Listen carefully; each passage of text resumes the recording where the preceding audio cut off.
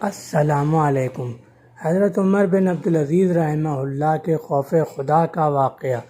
یہ واقعہ امام ابن الجوزی کی کتاب صفۃ الصفوہ، امام ذہبی کی کتاب سیر اعلام النبلاء اور البدایہ والنہایہ میں مذکور ہے۔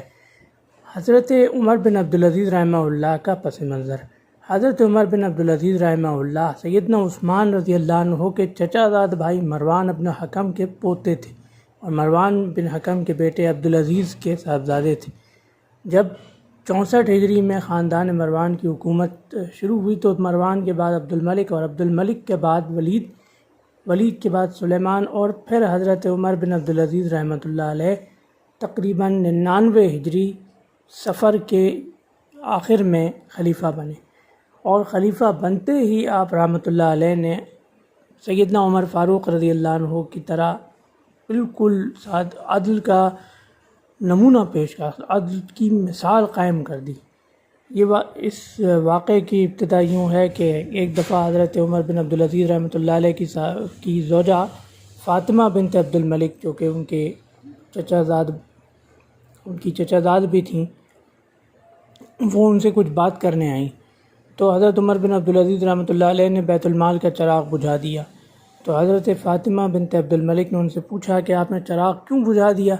تو انہوں نے جواب میں فرمایا، فاطمہ یہ بیت المال کا چراغ ہے اور آپ جو بات کرنے آ رہی ہیں وہ ذاتی ہے، لہذا میں نے پسند نہیں کیا کہ ذاتی کام کے لیے بیت المال کا چراغ جلایا جائے۔ اس کے بعد حضرت عمر بن عبدالعزیز رحمۃ اللہ علیہ کی رونے کی آواز حضرت فاطمہ کے کانوں میں آئی تو انہوں نے پوچھا کہ جناب آپ رو کیوں رہے ہیں؟ تو انہوں نے فرمایا کہ فاطمہ مجھے اپنی رعایا یاد آ رہی ہے، ایک بھی کوئی بھوکا سو گیا تو بروز حشر عمر کا کیا بنے گا۔ یہ واقعہ حضرت عمر بن عبدالعزیز رحمۃ اللہ علیہ کے عدل اور خوف خدا کی زندہ مثال ہے، اور اس بات کا بھی ثبوت ہے کہ حضرت عمر بن عبدالعزیز رحمۃ اللہ علیہ کو جو بعض لوگ عمر ثانی کہتے ہیں، وہ بھی بالکل اس واقعے کی روشنی میں حضرت عمر بن عبدالعزیز رحمۃ اللہ علیہ بالکل عمر ثانی کہلانے کے حقدار معلوم ہوتے ہیں۔